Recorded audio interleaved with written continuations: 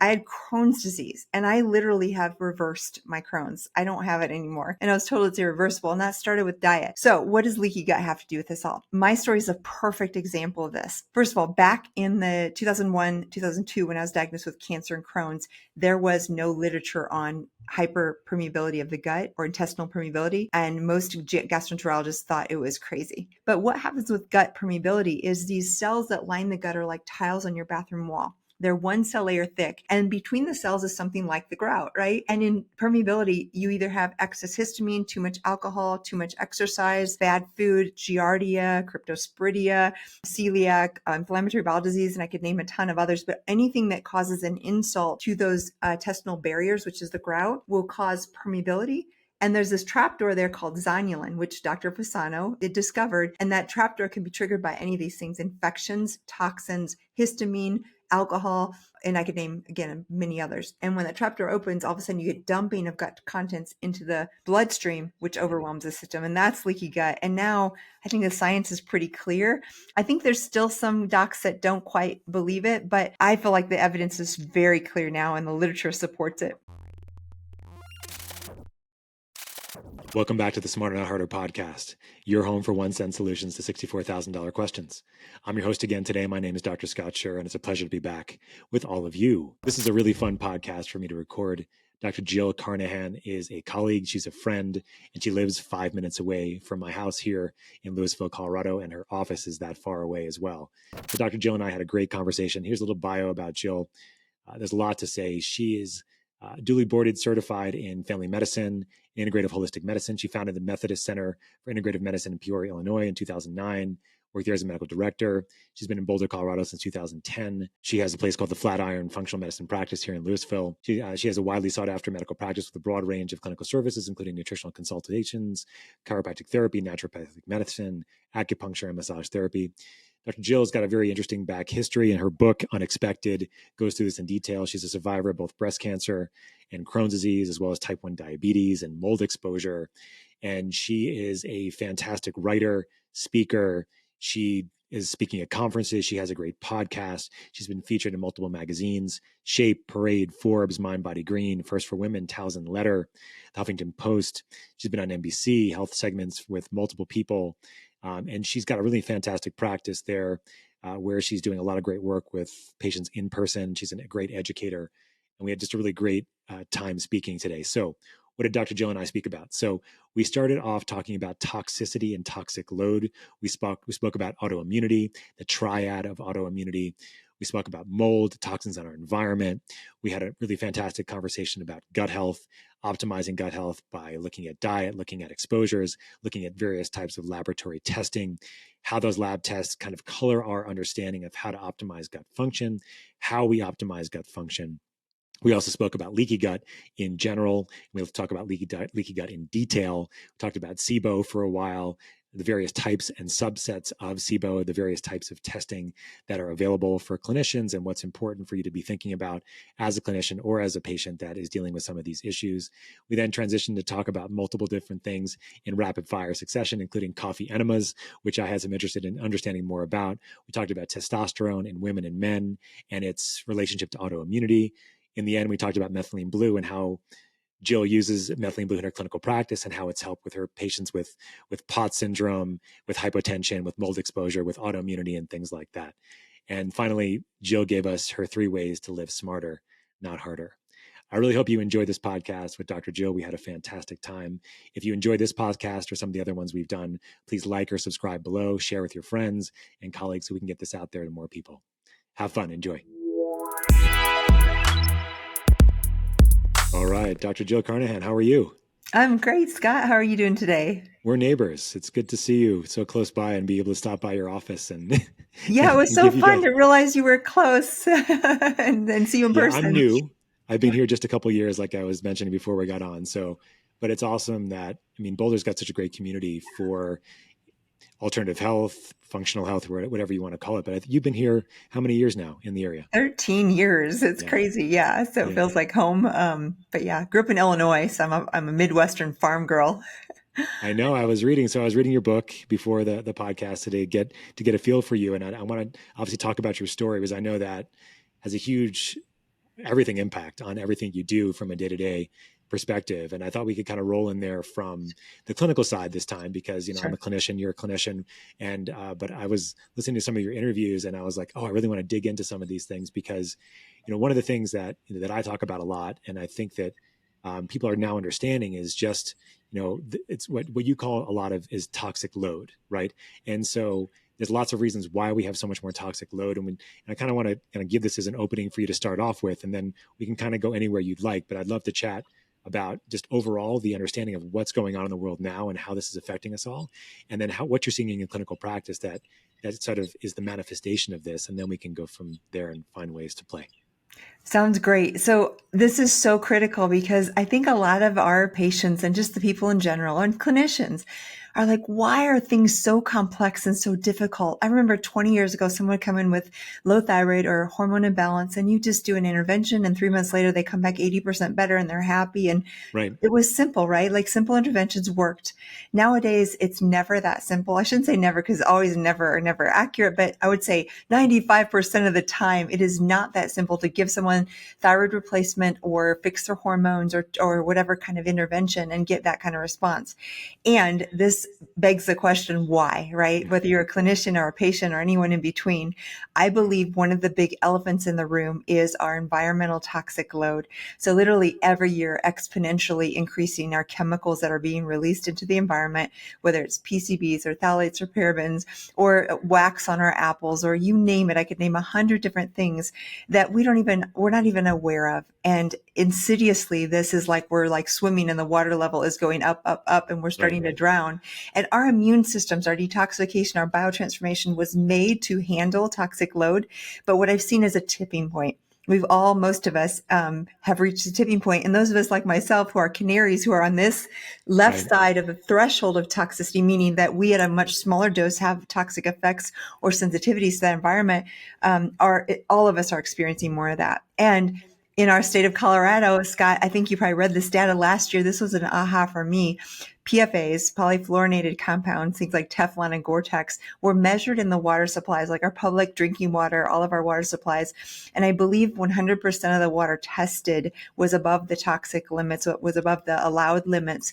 And this chemical happens to be forever chemical, meaning scientists cannot even calculate the half-life. So that means 50, 100 years, we're still going to have the same levels or more.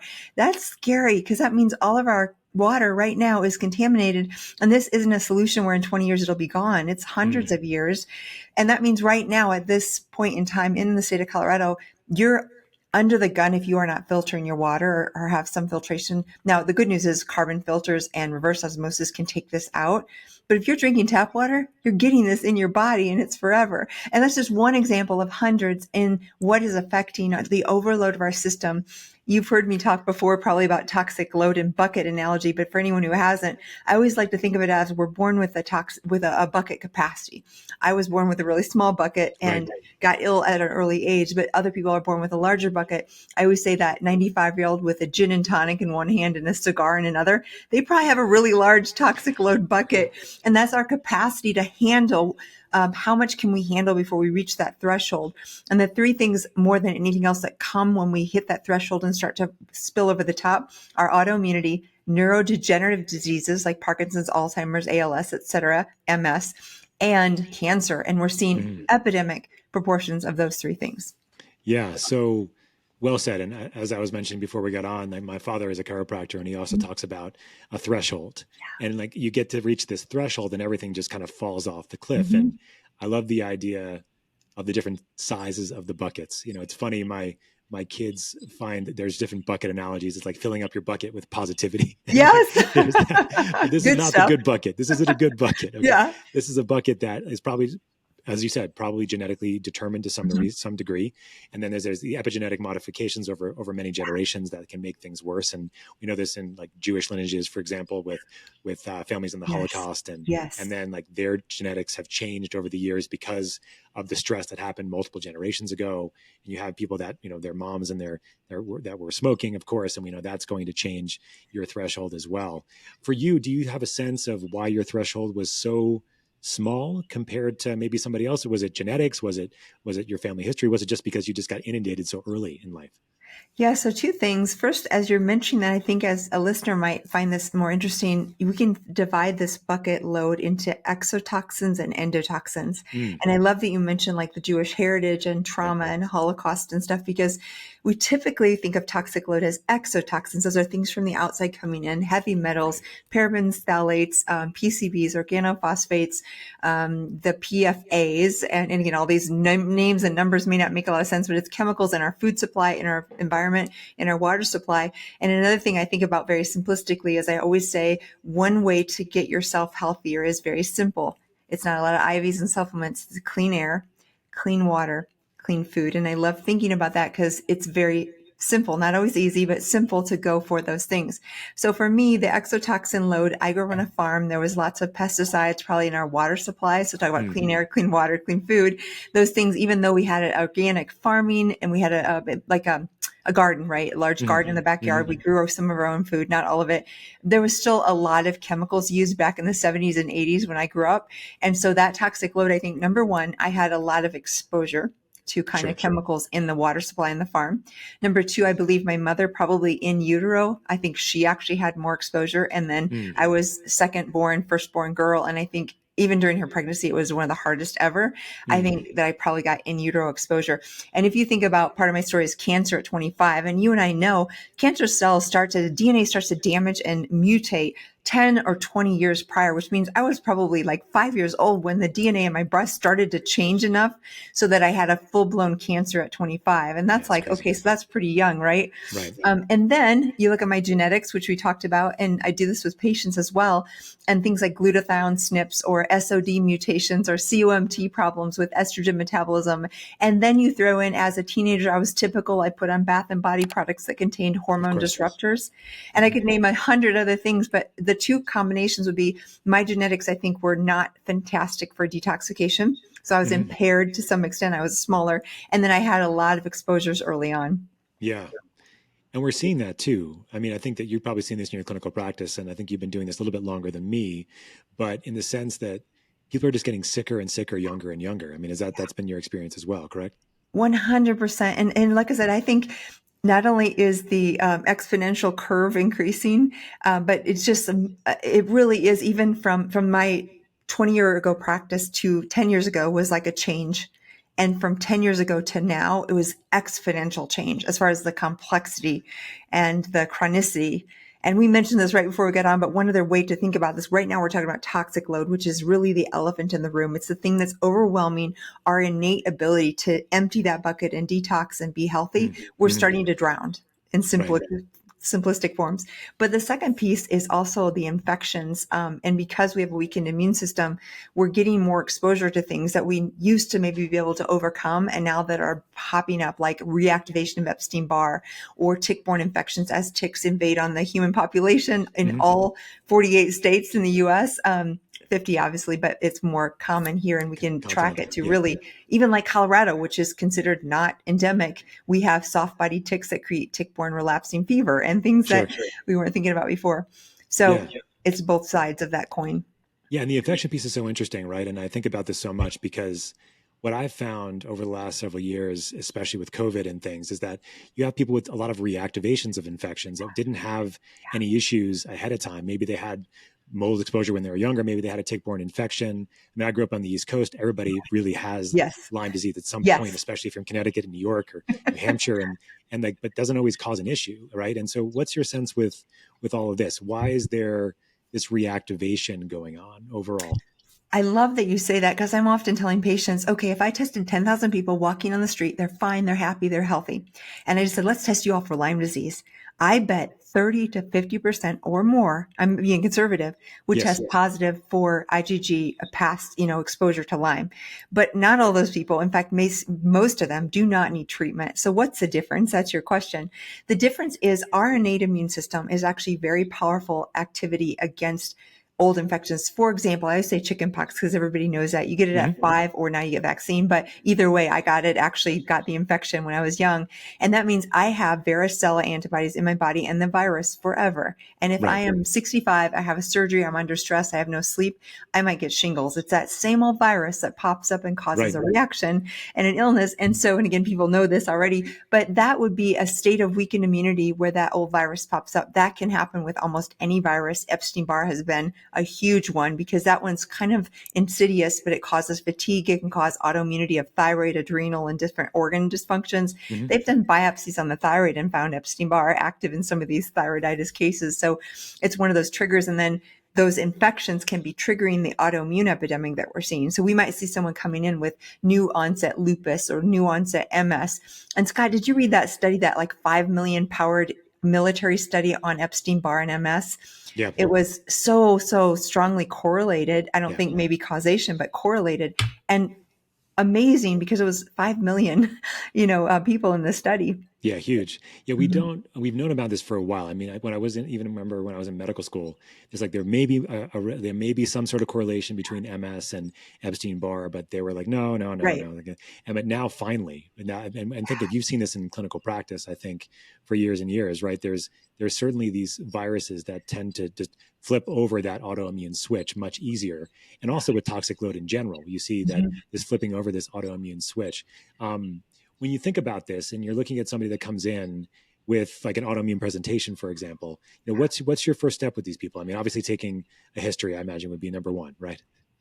Yeah, so I love that you say that because as a clinician, it can be overwhelming, the complexity, as you and I were talking about that before too. Yeah. And so it's like, okay, where do I start? But I feel very confident no matter what autoimmune disease walks in my office, the patient with that disease, I have kind of a framework, and that comes from Alessio Fasano a decade or so ago. Yeah, he was in my medical school. He was actually one of my teachers. Kind of funny. Oh my goodness, before he went, amazing. He went to the dark side, but he was actually. Yeah, I know, right? At the University of Maryland in Baltimore, he was one of my clinical professors my first and second year of when he was doing a lot of celiac amazing. stuff. I have such a great respect because he really framed our understanding in functional medicine. You know this as well as I do, but just for the listener. So basically we have a triad. We have these genetic implications that we're born with. And we now know that genetic expression can change. So this isn't static. It means that we can change that expression at times for many of these things, but genetics is a little bit more hard to change. And then we have gut immune interface. I would say it's like Vegas. What happens in Vegas stays in Vegas. What happens in the gut doesn't stay in the gut. And this gut lumen is our interface with the environment. And so that one cell layer of endothelium is our barrier from the bloodstream. And basically the majority of our immune system resides there because that's our interface. It's kind of like sampling and checking and making sure we're in safe places with infections and toxins and food poisoning and whatever. So because that's so closely related, if we start to have imbalance of microbes like overgrowth of bacteria and then lipopolysaccharides crossing over the coating of bacteria, or we have fungal overgrowth, or we have mold colonization or exposure, or we have just histamine excess, which mast cells, a whole nother topic we could talk about. All of these things will start to cross over into the bloodstream, or maybe just permeability increase from mast cell activation from histamine. And then you have corn antigen and wheat antigen crossing over, and the body's like, what the heck is this corn molecule not digested doing in the bloodstream? And then the immune system will create what it's supposed to do, the adaptive immune system creating antibodies and creating reaction, and then the innate immune system creating IL-6 and IL-2 and TNF alpha. And all of a sudden we have this immune system that's riled up like an angry bear. And that immune system is looking for something to attack, and it's just food, or it's just coating of bacteria like probiotics. But what happens is it gets overstimulated, and then it starts to molecular mimicry cause cross reaction to your thyroid or your nerves or your bones or your brain or whatever else happens. And then we have this autoimmunity. So we have genetics, we have the gut immune interface, and then we have environmental triggers. And that's where something like gluten or PFAs or mold, or I could name another, those exotoxins come in, and or viruses, and all of these triggers can be the thing that takes someone. A perfect example with Dr. Fasano was celiac disease, because you're born with those genetics. I have them, and you're born with a DQ2 or DQ8, which makes you at risk for reacting to gluten. But you can go for decades. The average age of diagnosis of celiac is 55 years old. So you can go a lot of decades without having that full blown. Wow. So those genetics are there. and they're kind of dormant or latent. And then all of a sudden you get permeable gut, you get excessive bacterial overgrowth, excessive yeast overgrowth, parasitic infection, alcoholism, you name it, that causes permeability and breach in the barrier. And all of a sudden the body starts to react to that gluten and create damage to the mucosal barrier. So you have genetics, you have mucosal barrier permeability, and you have gluten as a trigger. And that would be a perfect example of what underlies all autoimmune disease. Yeah, that's beautiful. I can see you've done this before. Beautiful said, Jill. So actually just a question on gluten, since gluten and celiac diagnosis. So the average diagnosis at 55 years of age, is that because it's not being diagnosed early, or is it because it's only happening and being like manifested at these ages that are much older because of the things we've been discussing, toxicity, gut immune system barriers, et cetera? Do you have a sense of that? Yeah, I think two things. I think, first of all, we were taught in med school it's a childhood disease, and the truth is it's not. And second of all, I think that like you and I might be testing genetics on the celiac genetics, which are those DQ2, DQ8, HLA types, and say, oh, like here's what I do for a patient.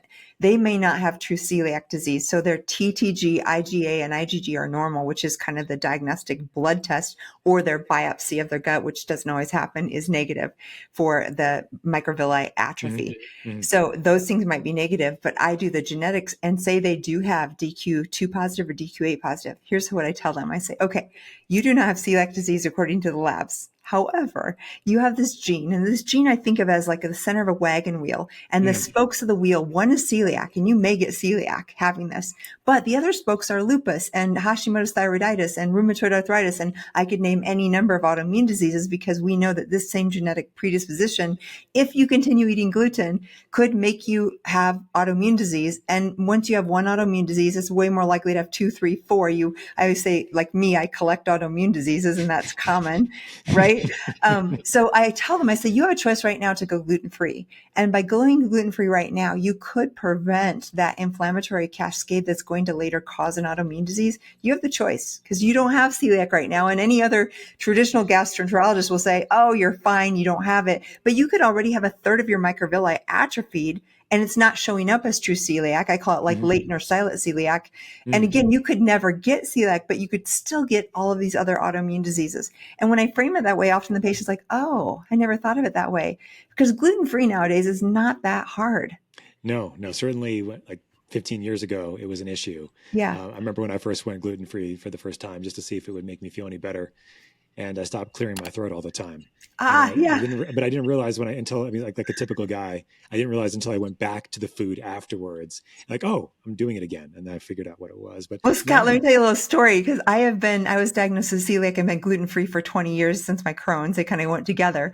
And I just don't eat gluten. I don't try to. I don't have any desire. But I went to Australia a couple months ago, and we went to this darling little organic health food store and bought all kinds of food for the week. And one of the things I bought was this organic, what I thought was gluten-free bread. It had like sunflower seeds, and it looked like all seeds and nuts. And you're going to laugh because this is so silly. I don't even look at labels. I don't eat bread, so I don't even know this, but spelt was on the label. Okay. Spelt is wheat. And silly me, I didn't know that. For some reason, my brain thought it was gluten-free. Yeah. So for 3 days in a row, I had that with like sunflower nut butter and honey or something like that in the morning. And here's what's interesting. I did not have any gut symptoms at all, which surprised me because on day 3, I was like, what's going on? But what I did have about 2 hours after that breakfast, I'd get kind of foggy, a little grumpy, a little moody, and feel like I had kind of just just off, but it was all in the brain. I look back at some testing I had done, and what my gluten would do is create gluteomorphines, which are morphine-like chemicals on the body that affect the brain, right? So I was foggy and sluggish and all that. And by day 3, I was like, oh, spelled as gluten, no wonder. And it was kind of neat just to experiment because I haven't for 20 years. But it was so fascinating and we know this, that about 50% of people who have gluten intolerance or celiac will not present with the gut symptoms. They'll present with the brain. So insomnia, daytime fatigue, brain fog. And I find that fascinating because for me, I learned my symptoms are all brain. So interesting. Yeah, because it's hard to have those experiments. You don't want to do that, right? Right. Especially because you reversed your Crohn's in every way, right? And so that you don't want to mess with. Yeah. And so maybe just to mention the gluteomorphine. So talk a little bit about that, because I don't think people realize that like so many of those that are diagnosed with either non-celiac gluten sensitivity or even celiac disease won't have any GI symptoms at all. Yes. Yeah. So, and I love talking about this because most people have no idea. They think it's all in the gut. And like my experience, even despite my Crohn's, had zero gut symptoms, none. So gluteomorphines and also caseomorphines, which come from casein or Dairy. milk derived. These are two Mhm. things. For some reason, our body is more reactive on an immune level to casein and to gluten Right. in general, compared to corn or compared to soy or compared to any of these other things. So like you and I know, if there's someone with autism or brain dysfunction or mood disorders, or often without even testing, I'll say, let's try you off gluten and dairy, because gluteomorphines come from gluten and caseomorphines come from cow's milk dairy. So what these are molecules that look to the body like morphine. It's crazy. So they have the same kind of sedating effect, and they have the same addictive effect. Yes. I remember you talk about your dad, a chiropractor, my old chiropractor. When I grew up, one of the things he would ask is, if you were on a desert island, like when I was 10 years old or 8 years old, if you were on a desert island, what 3 foods could you not live without? And guess what? Most of the time he nailed it on the food sensitivities, because as a kiddo, you tend to crave the ones that have the addictive potential. So maybe I would say like milk and potatoes and wheat bread or something. I don't know what I said, but the bottom line is those foods that you crave or feel like you can't live without, you're probably getting an immune reaction to them, and you're having them in your diet because you're almost like addicted to them. And usually that's not a good thing. Yeah, well said. I mean, it's so interesting to realize that it's creating things just basically like morphine for our brain. And what does morphine Yeah. do? It's going to affect certain receptors, the opiate receptors in our brain, and that makes us feel good. And this is very similar to what sugar does to our brain too, Yes. right? Sugar also affects these receptors and also our dopamine receptors, and also has a nice effect on our gut lining potentially as well, Yes. because of multiple reasons, right? So, Yeah. and that's where I wanted to go now, because I think that as a clinician, I think I get this question a lot, and I know you do. Is like, okay, my gut's screwed up, Dr. Jill. I Yeah. have all these toxins, and we could go for hours about talking of every Yeah. single one that you mentioned. There's so many. And I actually didn't know that earlier. You were talking about all those things in Colorado. I didn't know it's not just radon you have to worry about. Of course, I it's the know. tap water, right? And so you have Right. to have a whole house filtration if you can. If you can't, at least do something under the sink, right? And have it under the sink. And if you can, for the showers, and et cetera. But I get this question a lot. Like, I have my gut. Well, I guess before I even get there, so there is some controversy still on this idea of leaky gut, right? So let's talk a little bit about like what that means and why there's controversy, and then when maybe going from there, understanding like what is your approach for these patients when you're like, okay, you do have this leaky gut that some people don't believe, but maybe we do. Like, what is your process of trying to start cleaning that up? Okay, I love this conversation Mm. because 20 years ago when I had Crohn's, my gastroenterologist said, you're going to be lifelong medication, you're going to need drugs and steroids, and you're going to need immune modulating drugs, and you're never going to be cured. And he was hopeless, right? Right Mm-hmm. before I walked out the door, I said, and I was so sincere, I had no like motive. I was a third year, very like medical student, but I hadn't had any training in nutrition. Right. I said, Doc, does diet have anything to do with this? And he just like gave me this look. No, Jill, diet has nothing to do with this. And that Of was course. that point where like I learned, I'm like, because I didn't know much. It wasn't like I was studying and had the answers on nutrition and Crohn's. But in my heart, I was like, how can that be? This is aligning to the world and the food that we eat. And like, so I wanted to prove him wrong. And I ended up finding specific carbohydrate diet and some things that did make a difference. So Great. that was my first like personal journey, because I had Crohn's disease and I literally have reversed my Crohn's. I don't have it anymore. And I was told it's irreversible. And that started with diet. So what does leaky gut have to do with this all? My story is a perfect example of this. First of all, back in the 2001, 2002, when I was diagnosed with cancer and Crohn's, there was no literature on hyperpermeability of the gut or intestinal permeability. And most gastroenterologists thought it was crazy. Mm-hmm. Now we have invalidated, because there are many, many studies now that actually do. And this is all really recent, but the data now shows, and I'll talk about what that means. But for me, I'll tell you how this happened, because it makes so much sense. So I had celiac, undiagnosed, did not know it. And at the age of 14, because of low zinc levels and hypochlorhydria, again, didn't know it, I went off meat. I was a farm girl with steak and potatoes, right? I didn't feel good with meat because I had low stomach acid, low zinc, which usually causes you not to crave meat. And I went off meat. I went a vegetarian. But instead of really knowing at 14, I didn't know what that was. So I was eating processed soy and lots of carbs. I was more of a carbitarian. And that was the perfect storm to make make my celiac actually probably become active. Mm. And that was before my diagnosis of breast cancer at 25. So for 10 years, I was a carbitarian, very wrong diet for me with high gluten, massive inflammation. I actually think that the gluten in my genetics probably contributed to the cancer as well, one factor. So 25, I get cancer and realize, oh, my diet's killing me. I need to change. And then Crohn's after that. So that was the setup. Cancer had chemotherapy, 3 drugs. One of those drugs was Cytoxin. I later found out that Cytoxin's one of its mechanisms of action is poking holes in the endothelium, the gut lining, and creating more permeability, because as you dump this LPS coating of bacteria into the immune system, you trigger an immune response, which is great for fighting cancer, right? It becomes aggressive, a Th1 dominant response. So the Cytoxin set me up for having a massive permeable gut after chemo. And then, of course, the silent celiac that was starting to brew probably went into a full-blown reaction. I was just still getting off my carbitarian diet.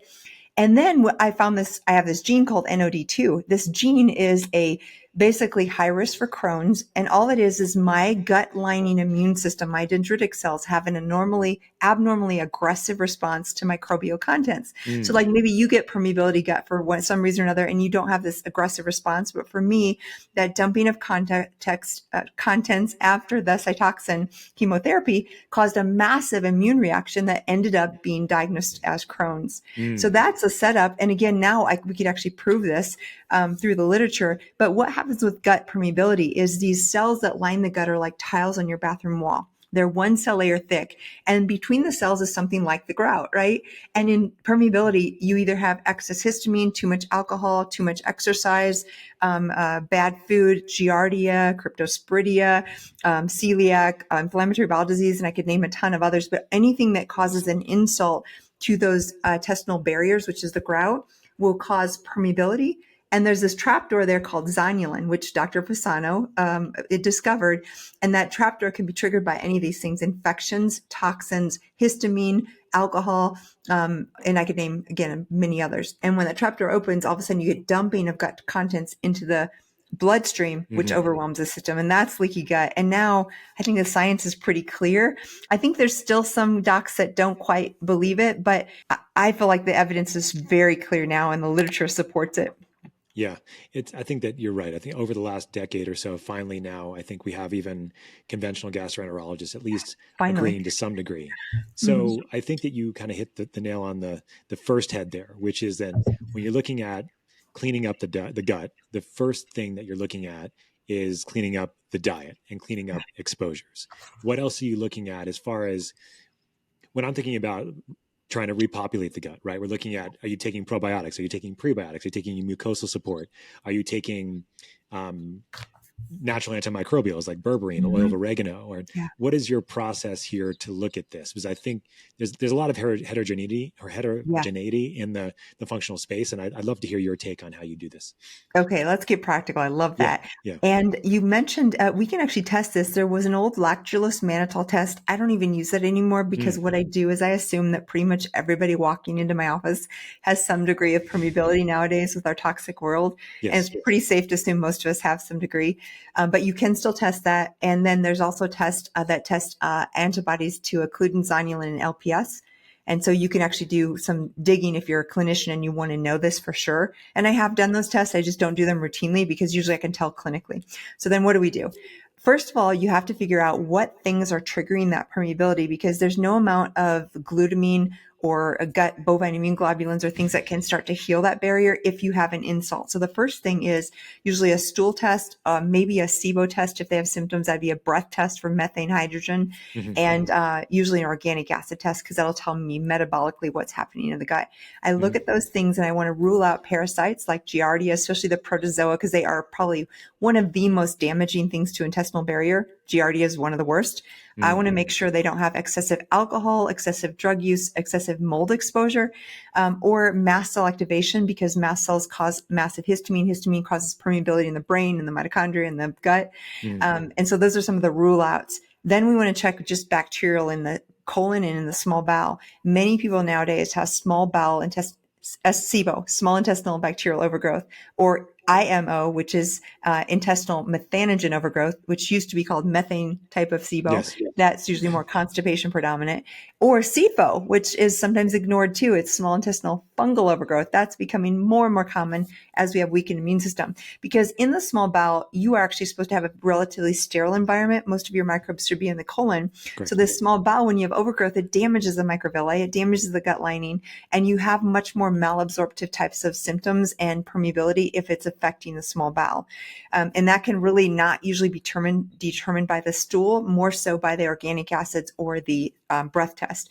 So I'm checking all those things and I'm ruling that out. And then whatever I see, say we have Giardia, SIBO, SIFO, I'm treating that first before I'm starting repair. And if it's, most of those can be treated by oregano, garlic, berberine, pau d'arco, caprylic acid, any of these number of herbals, or medication. I mean, sometimes in this, say you have a methane predominant SIBO with fungal overgrowth, I might do xifaxan, metronidazole, and fluconazole, like a 1, 2, 3 hit. And it sounds heavy duty, but 10 days of that clears out the junk, fungal, bacterial, and methanogen. And then so you something just pretty rebuild the gut from there after you're. Then after we're rebuilding, I love spore probiotics for the tough guts because the evidence there is usually people don't react. Whereas if they have SIBO, they might not tolerate lactobacillus, which is a good guy because they already have overgrowth of lactobacillus. Right, so I usually go to spores. My favorite single spore is Lactobacillus subtilis. It's been shown to actually passively fight H. pylori and Candida and Klebsiella, et cetera. So love the spores. And then rebuilding, glutamine is wonderful. It's a powder you can usually take, but I find much more powerful is the bovine immune globulins or colostrum. But those two can both be used interchangeable. And then some of the things for the really tough guts, like someone with Crohn's or colitis, I might use whitefish protein or collagen or creatine. Those are all actually rebuilders. And then I'll check short chain fatty acids like butyrate because that's such a key to rebuilding. And they can either get that from ghee or butter from food, or I'll give them CalMag butyrate or sodium butyrate as well. And those are kind of the big players. Yeah. Well, you just went through like a huge amount of stuff. That was awesome. There's so much I would ask. One thing I did hear you talk about, and I think you kind of alluded to this, is that SIBO testing is not just a one-stop kind of shop. There's multiple different types, correct? Yes. Yeah. Let's talk just a little bit on SIBO because it's so common. So small intestinal bacterial overgrowth. Like I said, it's like the bacteria having a party in the wrong location because we're supposed to have 90% of our microbiome in the colon. That's normal. We have tons of microbes there. That's why like fecal microbiota transplants work with colonic issues, but not so much with small bowel. And you have to think with SIBO, what's happened beforehand to cause this? Because if you don't think about upstream, it'll keep coming back and coming back and coming back. And what are some of the upstream things? Low stomach acid, like I had growing up. It's interesting. Blood type A positive or A minus are more likely to produce less stomach acid. So even though I don't necessarily espouse the blood type diet, I sometimes ask because the O types produce a lot of stomach acid and they do great with meat. And the A types like me produce less stomach acid. And literally, I think it's 60% of people over the age of 60 produce or don't produce enough stomach acid. So just aging. So that's stomach acid. Pancreatic function. So we need to have lipase, amylase, proteases to break down food. And either one of these things causes unbroken down, undigested food to go into the small bowel and feed that bacterial overgrowth. So you must address the pancreatic function and the stomach acid production. And then you must address small bowel motility. And this is different from the colonic motility. So you could have diarrhea and still have impaired migrating motor complex, which is the small bowel motility. I always liken this to if you like hockey or see hockey games, between the periods, they have that Zamboni that comes through and makes the ice all pretty again. And I love the word Zamboni, so I can use it whenever I can. But that's like our migrating motor complex in the small bowel. It's a Zamboni that comes through between meals and at bedtime. So part of treating SIBO is giving 4 to 5 hours between meals and 2 hours before bedtime where you're not eating at all. So snacking doesn't work very well because that Zamboni or migrating motor complex needs to come through and flush it out. Now, did you know that Lyme disease like Ehrlichia and certain strains of Borrelia can paralyze the vagus nerve and impact the migrating motor complex? So I often see coexistence of SIBO and SIFO in someone with Lyme disease that's not treated because they have an impaired motility in the small bowel. So you have stomach acid, pancreatic function, and motility. And when you're treating, then you have to address these things because if you give the antibiotics or the herbals and you don't give stomach acid if needed, pancreatic enzymes if needed, or motility agents, which could be ginger, artichoke, procalcipride, then you're going to get this to come back because they're not clearing that.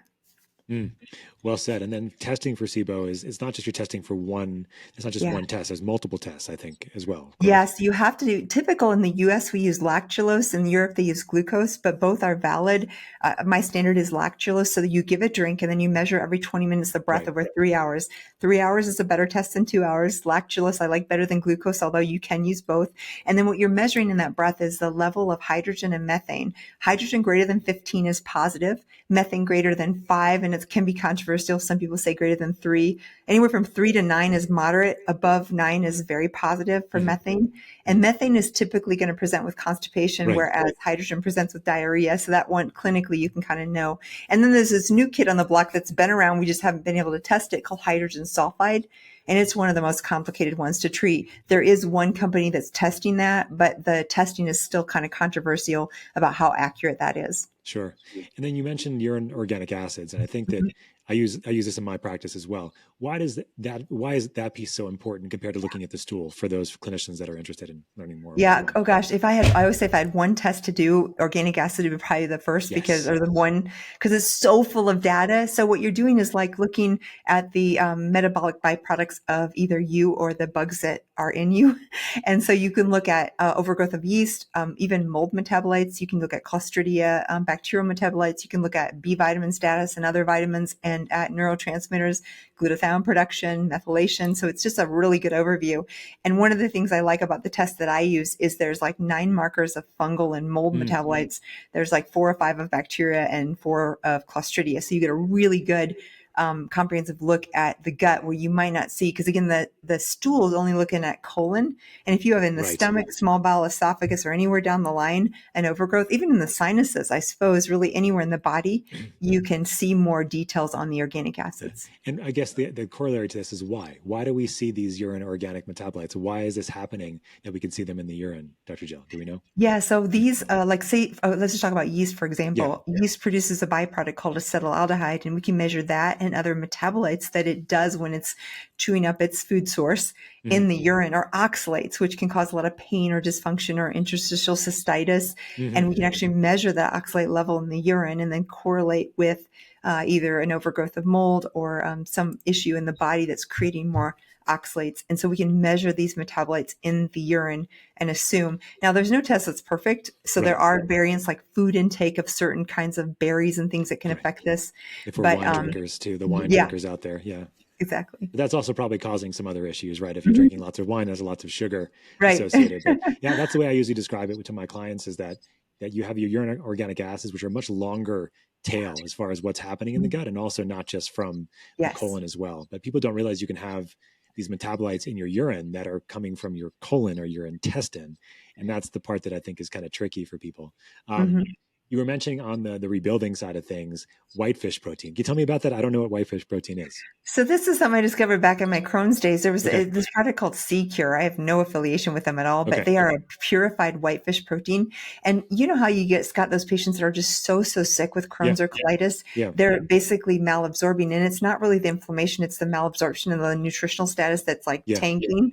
I mean, some of them get IV nutrition. We put TPN in the hospital and stuff in severe cases. I have found this oral whitefish protein to be so nourishing. I don't even know why, but the data supports it. And so sometimes in the really tough cases, I'll do the either collagen, creatine, or whitefish protein just to give them some kind of nourishment. And for some reason, it's very anti-inflammatory as well. So it's kind of like giving them easy to digest, almost like if we gave Nutramigen for a newborn that's, hypoallergic or an elemental diet. In my mind, it's another form of elemental food nourishment for someone with a really bad gut. So it's like an elemental diet. Yeah. Exactly. Okay. All right. Well, we don't have a lot more time, and I want to respect it, because I have some like rapid fire kinds of things for you, because I've always been suspect, even as a clinician outside the box, about coffee enemas. And I heard you talking about them recently, and I want you to give us an overview of why people should not have this terrible view of coffee enemas, and why they could potentially be helpful on the detox side of things in life, and how you got involved in understanding even how this would work. Yeah, because what MD talks about coffee enemas, right? It puts us in like my father's a chiropractor. I've been out of the box my whole life. I'm like, coffee? Really? Right. I Okay. know. So Okay. yeah, let's talk briefly. Yeah. So I just want to tell you the really quick backstory of how I got into this. I was Yes. in Switzerland with German, amazing allopathic medical doctors, and we were at a liver gallbladder detox for 2 weeks. The average age there, I always joke, was like 85. Like I was by far, by decades, the youngest person. And I just thought, as I saw these fairly healthy 85-year-olds, but of course they all had medical issues, going through this detox so smoothly without issues, hiking up, 1,000 feet a day in the mountains in the Alps. I was like, what? These people in my clinic in the US would not do so well at this intensive detox. What is going on? And the thing that was different there was obviously the food sources was amazing and clean, Sure. but I think the thing, they were doing nightly coffee enemas as part of the program. And I thought, what is it about this? Could this be it? And what I learned is coffee stimulates the enterohepatic circulation in the rectum to stimulate the liver to release, to do its biotransformation. But more importantly, it stimulates the gallbladder to release bile. Okay. And I realized bile is so critical. We don't talk a lot about it as allopathic doctors unless it's like a take out the gallbladder, right, for cholecystitis. And bile is a sterilization of the small bowel. It's one more thing, as I would have mentioned, to keep the bowel sterile and clean. And it holds mycotoxins and organophosphates and chemicals. It stores toxins. So if we are pushing bile out through the gut, through the stool, it is one way to enhance detox, to flush the bowel, to get rid of toxins in the gut. And I was like, wow, this is powerful. And then just clinically, as I started using it with patients with mold toxicity, when nothing else would work, most of them, not all of them, but most of them would be like, this turns me around brain and body. I just feel so much better. Now, I would always say be very cautious. There's contraindications if you're bleeding, if you have irritation, if you have Crohn's or colitis. There's lots of reasons why you wouldn't. But if you're a healthy, otherwise healthy person that wants to enhance detox a couple times a week, it can be a powerful part of that. So how many cc's are we shoving up there, and is it a retention enema, or is it more just It something? is. Yeah. Okay. Yeah, so it's 500 cc's, and we get a German super clean, low acid and low caffeine coffee from Germany with a little charcoal. So it's actually a little bit of a binder as well. Okay. So they'll put a couple teaspoons of that into distilled water that's warm, about 500 cc's. Just insert it and then hold anywhere from 5 to 15 minutes and then expel. And it's that 5 to 15 simple. minutes. Okay. So you're just kind of hanging out on the Yep. toilet. Yeah. And what's the temperature typically? Is it room temperature or is it more body temperature? A little warmer than that. And we use tap water because you're putting it in an area that's not sterile. So I don't think you need sterile water. I just feel pretty strongly that it's not a big deal that you put tap water in your rectum because you have all kinds of other stuff that is not sterile there. Right. Do we care about the tap water in Colorado, for example? Are we looking at more filtered Well, so water? that's interesting because I think you should use filtered at least. That's a really good idea. So you should have like a reverse osmosis system and then you're using that filtered water, or you could buy filtered water. The one thing is, say you buy a jug of distilled or filtered water, it's going to be kind of cool, and it's much more comfortable if it's body temperature, so a little bit warm. Sure. So about 500 cc's, 5 to 15 minutes, a little bit warmer than room temperature, and then specific kinds of coffee that don't have as much acid and some charcoal. Okay. All right. This is cool because this has been sort of even out there for me. And then I heard you talking about it and I'm like, okay, I need to learn more about this from Dr. Jill B. She seems to be an expert in it. Okay. I'll send you the kits from the Swiss Mountain Clinic and then you can check it out. Okay. I'm down. Okay. Another rapid fire. Because I think this is a really important topic that I hear a lot from my conventional colleagues, and it's subclinical hypothyroidism. I know you know a lot about this. Why should we care if somebody has subclinical hypothyroidism? Is this something that we shouldn't treat, or is it something you do treat in your office? I mean, usually, obviously, it's a bigger context, and you can tell me about that, but this is probably from a lot of different reasons. But what is your overall strategy with subclinical hypothyroidism? So this is going to relate to our gut conversation. So it's a perfect segue, right? Yeah. So at the Endocrinology Society, back in when I first started practicing in 2001 or 2002, the guidelines actually showed that ideal TSH was 0.3 to 3.0. And I started treating according to that, even though on our lab values, it'll go up to 4, 5, even up to 10. I think sometimes certain labs will actually not flag it until it's above 10. Right. And as you know, as I know, this is, so even just the smallest degree of subclinical hypothyroid will decrease our body temperature by 1/4 or 1/2 a degree. And enzymatic processes work best at 98.6 degrees. So literally that 1/2 a degree can make the difference between persistent SIBO or SIFO, because those organisms have an advantage when our body temperature is a little bit lower. Mm-hmm. They survive better. So especially fungal overgrowth, I find it is almost impossible to help someone with fungal dysbiosis if they're subclinical hypothyroid. And then all the other enzymatic processes, that body temperature and metabolic really does make a difference. Even hair loss, a lot of people at TSH of 3.5 will start to have hair loss, and they're fine by medical standards, but they're having symptoms. So I would say it's actually more than just subclinical, it's subclinical levels. So anything TSH above 3 with symptoms. And usually that's pretty obvious that I would treat.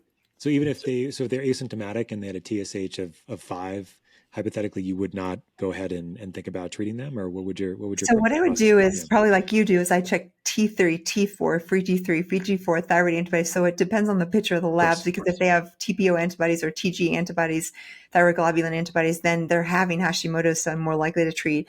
If they have the TSH high and the T4, usually I see TSH rise before I see T4, T3 go low. So they might still be normal. Right. But of course, I'd ask symptom wise if they have any gut issues. And I would often give them selenium first, because sometimes the conversion of T3 to T4 or the little bit of elevation is just a selenium or iodine deficiency.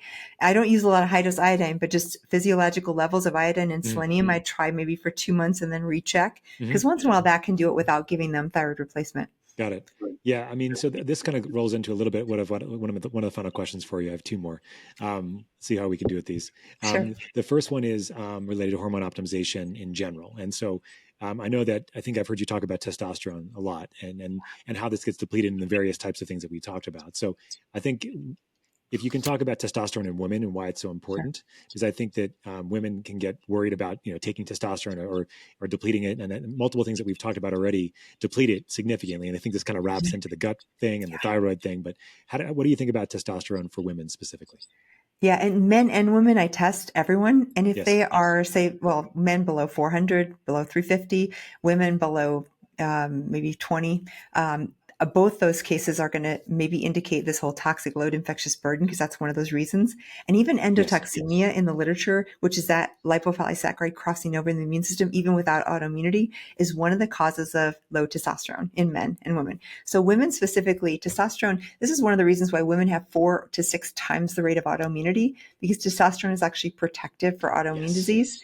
So I am a huge fan of optimizing testosterone in women, not only for optimal drive, muscle maintenance, which is one of the big things with aging. So sarcopenia is probably the biggest cause of aging illnesses. Right. And with proper testosterone in women, you don't lose muscle. And then second, with the autoimmune epidemic, I'm seeing that sometimes with the proper gut intervention and a little bit of physiological testosterone in women, they will reverse their autoimmunity. Right. Like that I heard you talk about that. And that's why I wanted to mention, because it goes back to that autoimmune conversation, how testosterone is so important to actually potentially reverse that, cure it if you have optimal levels, which I think is super important. So, okay, actually I lied. I have 2 more questions. So one more, this is more kind of a personal, maybe it's a biased question, but asking about methylene blue, because I know that you use this sometimes in clinical practice.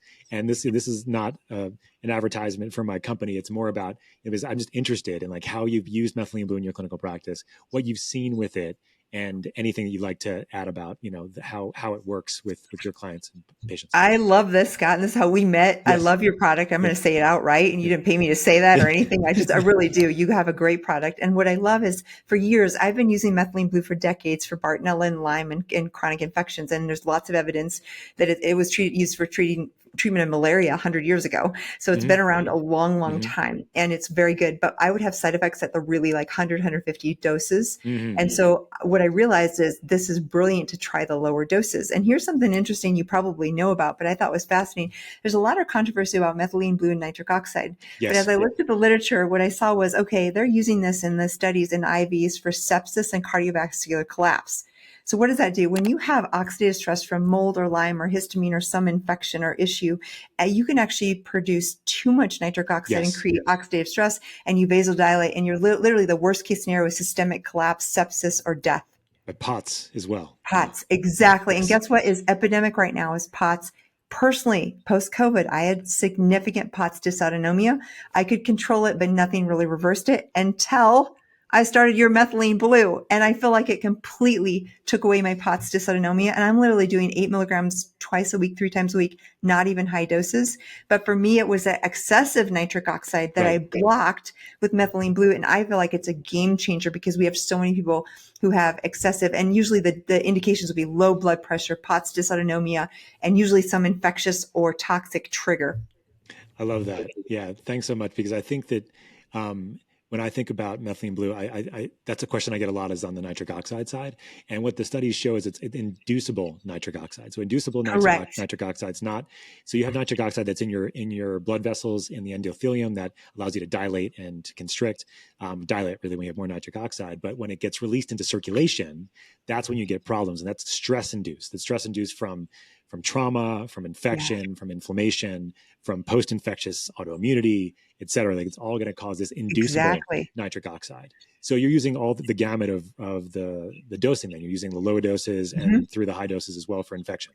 Yeah. Yeah. And my thing is, as you well know, below 50 milligrams, we just don't usually see the serotonin syndrome and the side effects. So I Right. feel like that's a big threshold. If I'm using more than 50 milligrams, I give them informed consent and say, here's the risk and make sure they're not on SSRIs and things. Mm-hmm. But at these lower doses, 4, 8, 16 milligrams, even 30 a day, Yeah. I find it to be really safe. Yeah, and then the studies on methylene blue and serotonin syndrome with the serotonin reuptake inhibitors were in IV methylene blue doses, and so IV Okay. methylene blue gets to the brain much faster Yes. than oral methylene blue will. Even if you use it as a troche, if you swallow it, it's a much slower release. It's almost 100% bioavailable, no matter Yeah. how you use it, which is super awesome. Okay, final question, Jill. Yeah. Final question. This is the fun one. So this is the Smarter Not Harder podcast, and we ask all of our guests, what are the 3 ways that you can live smarter, not harder? And it could be anything, any realm of possibilities, anything that you'd like to talk about. We probably talked about many of these things, but what can the people that are listening, 3 ways that they can live smarter, not harder? Okay, well, I'm going to do one is my clean air, clean water, clean food. And that technically could be 3, but that's one because that's just like living well, making sure you have clean air, clean water, clean food is going to change your life. Yes. And it's not that hard. Second is sleep. I am the biggest proponent of good sleep. I sleep phenomenally. And many of my friends will even say this. That is my secret weapon of productivity and Superpower. life. And I'll do anything to keep that and maintain that. And I'm literally, most of my biohacking is around how do I maintain and have great sleep? Because when you have good sleep, your brain restores, your lymphatics restore. That's huge. And then lastly, for me, it's faith, but it's this belief in something else greater than myself and also a greater purpose. And I think that gives our life meaning and purpose. And again, it doesn't have to be religious. For me, it happens to be, but it doesn't happen to be. It's like this idea that we just have something greater than ourselves to do in this world. And we kind of find that meaning and purpose. And it just like makes waking up a joy. I think that's beautiful. Faith in any capacity. I love Yeah. that. Mm-hmm. So, Jill, where can people find more about you, about what you're doing, about your books, about your movies? Just give it all, because you have this amazing website with so much information. There's so much information. Thank you. Yeah, the headquarters are just jillcarnahan.com, and you can get anywhere to the book, the movie from there. If you want the book specifically, you can go to readunexpected.com. And then Instagram, I do lots of silly, fun things like make my tongue blue and show off the methylene blue at Dr. Jill Carnahan. Jill, thanks so much for spending a little bit of time with us today. This has been really, really awesome for me personally. Thank you. I think you're just an amazing educator, and your podcast is great for those that are listening. You can listen to Dr. Jill's podcast on YouTube as well, and she has a lot of great guests. And Jill, I hope to come by your office at some point soon and bring you some more Thank you. products and hang out. Awesome. And you're going to be on my podcast soon too. So Yes, that's stay right. We will. tuned. Yes. Thanks Okay. so much, Scott. Okay. Bye-bye. Take care, everybody. Thanks so much for listening to another episode of the Smarter Not Harder podcast, your home for 1 cent solutions to $64,000 questions. I had such a great time speaking to Dr. Jill Carnahan. She's an amazing wealth of information. We spoke about the gut. We spoke about methylene blue, toxicity, inflammation, coffee enemas, and so much more. I really think there's something for everybody listening to this podcast, especially clinicians that were tuning in. Don't forget to listen to more of our podcast and listen to other episodes where we have great guests talking about amazing topics. Like and subscribe so you don't miss an episode. Check out Jill's podcast. Check out Jill's website to learn more about her as well. We'll see you next time.